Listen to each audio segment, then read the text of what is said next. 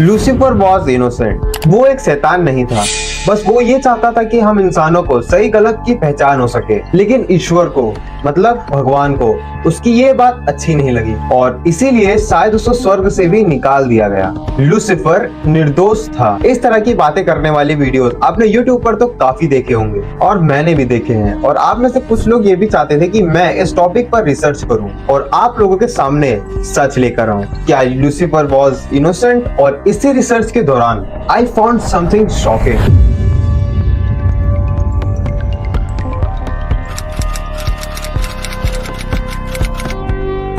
आपको शायद मेरी बातें मजाक लग रही होगी, लेकिन आगे मैं आपको एक ऐसी चीजें बताने वाला हूँ जिसको जानने के बाद आप ऐसे फालतू वीडियोस पर विश्वास करना छोड़ देंगे। क्योंकि मैं आज लूसीफर के साथ साथ कुछ ऐसी यूट्यूब कम्युनिटीज का भी राज खोल दूंगा जो जानना आप लोगों के लिए बहुत जरूरी है।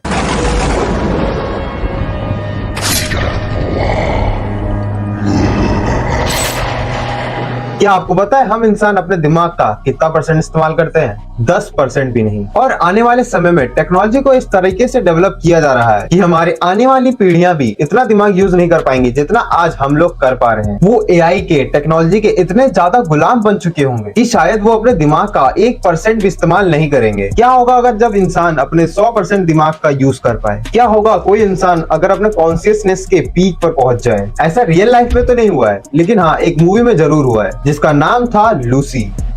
ये कहानी एक लड़की की है जिसमें वो अपने दिमाग का पूरा इस्तेमाल करने लग जाती है। लेकिन सोचने वाली बात तो ये है कि उस लड़की का नाम लूसी ही क्यों रखा गया? शायद उस इंसानी स्केलेटन के नाम पर जो 3.2 मिलियन ईयर्स पुराना था और जो ह्यूमन की तरह बिहेव करने वाला एक पहला स्केलेटन था। और साइंटिस्ट ने भी उस स्केलेटन का नाम लूसी ही रखा था। क्या लूसी नाम लूसीफर से कनेक्ट करता है? लेकिन ऐसा क्यों? लूसीफर तो एक शैतान था, या फिर वो निर्दोष था और हम इंसानों की भलाई ही चाहता था? लेकिन इतिहासकारों ने उसे एक शैतान ही बना के रख दिया। आपको ये काफी ज्यादा इंटरेस्टिंग लग रही होगी, है ना? काफी ज्यादा मिस्ट्री है इन बातों में। ऐसी बातों में आपकी क्यूरियोसिटी जागती है और आपका मन करता है कि आप इस टॉपिक के बारे में और ज्यादा जानें। सेम यही स्ट्रेटेजी, मतलब मार्केटिंग स्ट्रेटेजी का यूज हुआ है एक बुक को प्रमोट करने के लिए जिसका नाम आपको पता ही होगा कि Lucifer was innocent. Literally YouTube पर ऐसी वीडियोस भी अवेलेबल है जिसमें दावे किए जा रहे हैं कि बुक के ऑथर को वीडियो बनाने वाले का ना नाम पता था ना एड्रेस पता था, लेकिन शायद ऑथर का लूसीफर से कोई कनेक्शन था। ऑथर के पास कोई पावर थी और उसने वो बुक उस यूट्यूबर को भिजवा दी। और उस यूट्यूबर के कुछ ऑडियंस ऐसे भी होंगे जो उसकी बातों का आंखें बंद करके भरोसा भी कर रहे होंगे। लेकिन एक बार खुले दिमाग से सोचो, क्या it is really possible? Video में और आगे बढ़ने से पहले मैं आपको एक चीज और क्लियर कर दूं कि मेरा कोई हेट नहीं है, ना कि बुक से, ना ही बुक ऑथर से और ना ही किसी यूट्यूबर से। And who those are promoting the book secretly. लेकिन मुझे प्रॉब्लम इस चीज की है कि जब आप किसी चीज का प्रमोशन कर रहे हैं तो ऑडियंस को उस चीज का थोड़ा सा भनक लग जानी चाहिए। मुझे प्रॉब्लम है उस तरह के प्रोडक्ट प्लेसमेंट से कि जो इतना सीक्रेटली किया गया है कि ऑडियंस को पता ही नहीं चल पा रहा कि यहाँ पर एक बुक का भी प्रमोशन किया जा रहा है। मुझे प्रॉब्लम है एक ऐसे प्रोडक्ट प्लेसमेंट से जो लिटरली हार्म योर चाइल्डहुड। अगर कम उम्र से ही आप इन सब चीजों पर विश्वास करने लग जाओगे तो सोचो आपके मेंटल हेल्थ का क्या हाल होगा। काफी लोग तो ये बात पे विश्वास भी करने लग जाएंगे कि हम रियल वर्ल्ड में नहीं एक मैट्रिक्स में रहते हैं जिसे एक डेविल ने बनाया है, जिसे हम गॉड समझते हैं। क्योंकि भगवान अगर इतने ही अच्छे होते और अगर उन्होंने ही ये दुनिया बनाई होती तो इस दुनिया में अच्छे लोगों के साथ इतना बुरा क्यों हो रहा होता? क्यों करप्ट लोग, बेईमान लोग पीक पर होते हैं और उनके पास पैसा, पावर, सब कुछ है, और उसी जगह एक वो अच्छा इंसान यहाँ पर परेशान है, एंजाइटी में है। और अगर आप ऐसी चीजों पर विश्वास करने लग जाते हो तो you are start praising the demon. आपका विश्वास आपके भगवान की तरफ से उड़ जाता है और आप धीरे धीरे शैतान की तरफ झुकने लगते हो।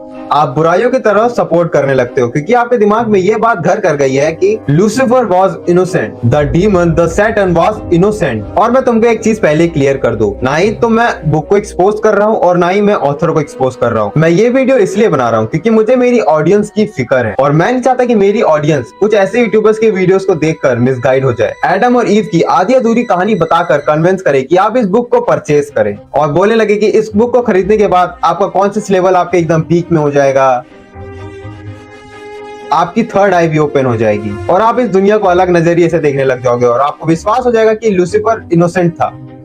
आपको लग रहा होगा कि ये बुक से क्या ही फर्क पड़ता है, लेकिन इस टाइप के जो प्रोडक्ट्स होते हैं उनकी टारगेट ऑडियंस होती है बच्चे, क्योंकि कोई भी मैच्योर पर्सन ना ही इस टाइप के कंटेंट को परचेज करता है और ना ही कंज्यूम करता है। तो now coming to the main point, मैं आपको एक फ्रूट देता हूँ, नॉलेज ऑफ फ्रूट देता हूँ, एक रेड पिल देता हूँ, और ये आप पर डिपेंड है, या तो आप उस रेड पिल को रिजेक्ट कर दो और आप भी उन सभी यूट्यूबर्स की वीडियोस को देखकर सच मानने लग जाओ। अब आप पे ऊपर डिपेंड करता है कि आप किसी भी इंसान पर आंख बंद कर विश्वास करें कि लूसीफर वॉज इनोसेंट, और या तो आप उस रेड पिल को लेकर उस बारे में सोचे जो कि मैंने आपको आज बताई है। लिटरली इस दुनिया में ऐसे बहुत से लोग हैं जो कुरान पढ़ता है, कोई गीता पढ़ता है, कोई बाइबल पढ़ता है, लेकिन क्या होगा उस जनरेशन का जो ऐसे बुक्स को पढ़कर दुनिया को देखने का नजरिया सेट करेंगी। और वैसे भी कलयुग चल रहा है, तो भगवान को बुरा मानना और शैतान को अच्छा मानना कौन सी नई बात है। क्योंकि वैसे भी मेरी ऑडियंस काफी टाइम से मुझसे बोल रही थी कि वो इस टॉपिक पर जानना चाहती थी, इसलिए मैंने इस टॉपिक पर वीडियो बना दिया है। और जो काफी लोग इस टॉपिक पे लेकर कॉन्शियस थे और पूछ रहे थे कि क्या सच है क्या झूठ, उनका भी क्वेश्चन शायद सॉल्व हो गया होगा, और उनको ये भी समझ आ गया होगा कि हर कोई दूसरा तीसरा यूट्यूबर इस टॉपिक पर वीडियो क्यों बना रहा है। तो बस आज की वीडियो में बस इतना ही। पर हाँ, मैं आपको एक चीज और बता दूं कि आपके ऊपर डिपेंड करता है कि आपको ये बुक खरीदनी है नहीं खरीदनी है, पढ़ना है नहीं पढ़ना है। मैंने बस आपको एक पॉइंट ऑफ नॉलेज दे दिया है। Thanks for watching. और मुझे तो घंटा फर्क नहीं पड़ता है कि लूसीफर वॉज इनोसेंट और गिल्टी।